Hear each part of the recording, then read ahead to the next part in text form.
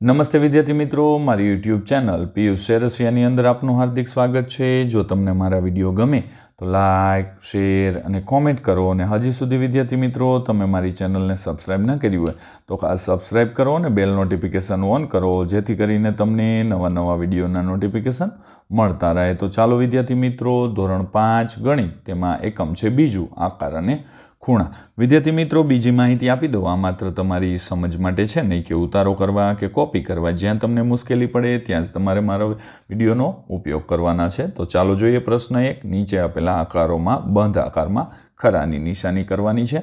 તો વિદ્યાર્થી મિત્રો, આ ત્રિકોણ છે તો આ બંધ આકાર છે, ત્યારબાદ આ ખુલ્લો આકાર છે, આ બંધ આકાર છે અને આ પણ બંધ આકાર છે, ક્યાંયથી ખુલ્લો નથી, એટલે આપણે એમાં નિશાની કરેલી છે। ત્યારબાદ આ પણ બંધ આકાર છે, આ બંધ આકાર છે, આ નહીં આવે। ત્યારબાદ આગળનો પ્રશ્ન જોઈએ વિદ્યાર્થી મિત્રો કે નીચેની આકૃતિમાંથી જે આકૃતિમાં બધા ખૂણા સરખા હોય તે આકૃતિમાં મનપસંદ રંગ પૂરવાનો છે। તો અહીંયા વિદ્યાર્થી મિત્રો આ ચોરસ છે તો આ 90 અંશના બધા જ ખૂણા છે, એટલે આમાં મેં કલર પૂરેલો છે, તમે પણ પૂરજો। આમાં નથી, આમાં બધા જ ખૂણાઓ સરખા છે એટલે આમાં મેં કલર પૂરેલો છે। ત્યારબાદ આ ત્રિકોણમાં પણ સરખા છે, આ ચોરસમાં પણ બધા સરખા છે, તો આમાં પણ તમે રંગ પૂરી દેજો વિદ્યાર્થી મિત્રો, આમાં સરખા નથી। ત્યારબાદ આ લંબચોરસ છે તો આમાં પણ ખૂણા આપણા બધા સરખા છે। પ્રશ્ન 3, નીચેની આકૃતિમાં ખૂણાઓની સંખ્યા જણાવો। તો પહેલું છે તે લંબચોરસ છે, તેમાં 4 ખૂણાઓ છે। બીજું ત્રિકોણ 3 ખૂણા, આ છે લંબચોરસ જેવું, એમાં 4 ખૂણા, આમાં પંચકોણમાં 5, આમાં 8 અને આમાં 5 આવશે ખૂણાઓ।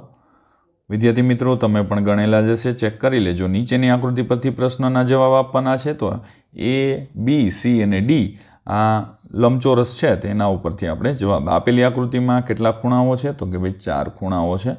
તો એમાં કયા ખૂણાનું માપ સૌથી વધુ છે તો કે ભાઈ BCD, એટલે કે ખૂણો C, આમાં ખૂણો D અને આમાં કયા ખૂણાના માપ સરખા છે તો ખૂણો B અને ખૂણો A આવશે।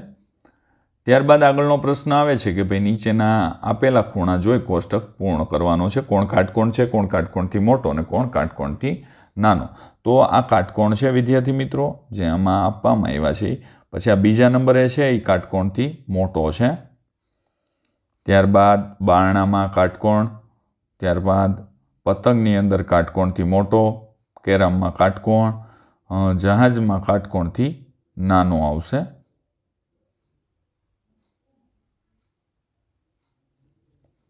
પણ વિદ્યાર્થી મિત્રો જોજો ખાસ, જો અહીંયાનો ખૂણો બતાવ્યો છે, એટલે આ છે ને ખૂણો નાનો ખૂણો છે, આમ થાય છે। અહીંયા વડીની અંદર નાનો ખૂણો થશે વિદ્યાર્થી મિત્રો। ત્યારબાદ આગળ જોઈએ તો કે ભાઈ નીચેના નામમાં અંગ્રેજીનું નામ લખવાનું, તેના ખૂણા। તો રાજુ લખ્યું છે, તેમાં કાટકોણ 2 છે, કાટકોણથી નાના 3 અને કાટકોણથી મોટા 3 આવશે વિદ્યાર્થી મિત્રો। ત્યારબાદ આગળ છે કે ભાઈ મૂળાક્ષર જોઈ અને તેના ઉપરથી કાટકોણના ખૂણાઓની સંખ્યા, કાટકોણથી નાના અને કાટકોણથી મોટા કુલ ખૂણા કેટલા તે લખવાનું છે। તો અહીંયા વિદ્યાર્થી મિત્રો ડીમાં 2 જ ખૂણા છે, તે પણ કાટકોણથી ખૂણાઓની સંખ્યા છે કાટકોણની। ત્યારબાદ વીમાં 1 જ ખૂણો છે પણ એ કાટકોણથી નાનો છે। ત્યારબાદ જેમાં એકેય નહીં, એમમાં 3 ખૂણા, કાટકોણથી નાના, એફમાં 3 ખૂણા કાટકોણ, એચમાં 4 ખૂણા અને કાટકોણ, આરમાં 4 ખૂણા 2 કાટકોણ, 2 કાટકોણથી નાના આવશે। ઝેડમાં 2 ખૂણા 2 નાના, એક્સમાં 4 ખૂણા 2 નાના અને 2 મોટા। ત્યારબાદ ઓમાં એકેય ખૂણો નહીં અને એ લીધો છે, એમાં 3 ખૂણા, એમાં 1 નાનો અને 2 મોટા। ત્યારબાદ ટી છે તો ટીની અંદર 2 ખૂણા થાય છે, એમાં 2 કાટખૂણા છે। ત્યારબાદ આગળ આવે છે પ્રશ્ન, નીચેની આકૃતિ પરથી ખૂણાઓના પ્રકાર અને સમય લખવાના છે।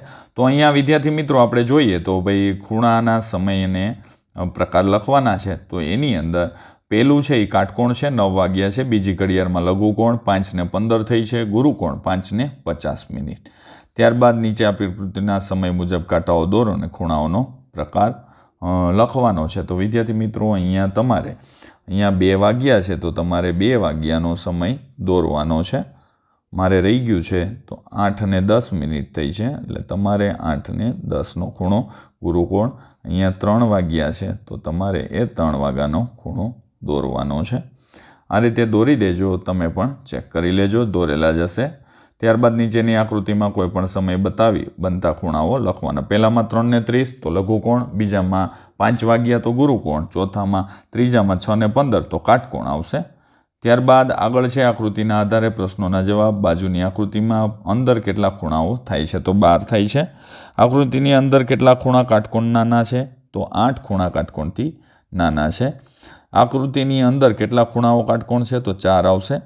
આકૃતિની અંદર કેટલા ખૂણાઓ કાટકોણથી મોટા છે તો તેમાં 2 ખૂણાઓ આવશે. વિદ્યાર્થી મિત્રો, ત્યારબાદ છે નીચે આપેલા ખૂણાઓનો કોણ માપકની મદદથી માપીને લખવાનો. પહેલો 90 અંશનો થાય, બીજો 45નો, ત્રીજો 60 અંશનો અને 135 અંશનો થશે. પ્રવૃત્તિ કરવાની છે, દિવાસળીની મદદથી ખૂણાઓ બનાવવાના છે. આકાર તો એમાં કાટકોણ, બીજામાં લઘુકોણ, ત્રીજામાં ગુરુકોણ અને ચોથામાં કાટકોણ. આ રીતે દિવાસળીઓ લગાવી અને તમારે વિદ્યાર્થી મિત્રો પ્રવૃત્તિ કરવાની છે. તો ચાલો વિદ્યાર્થી મિત્રો, હવે મળીશું આપણે નેક્સ્ટ વિડીયોની અંદર. આવજો.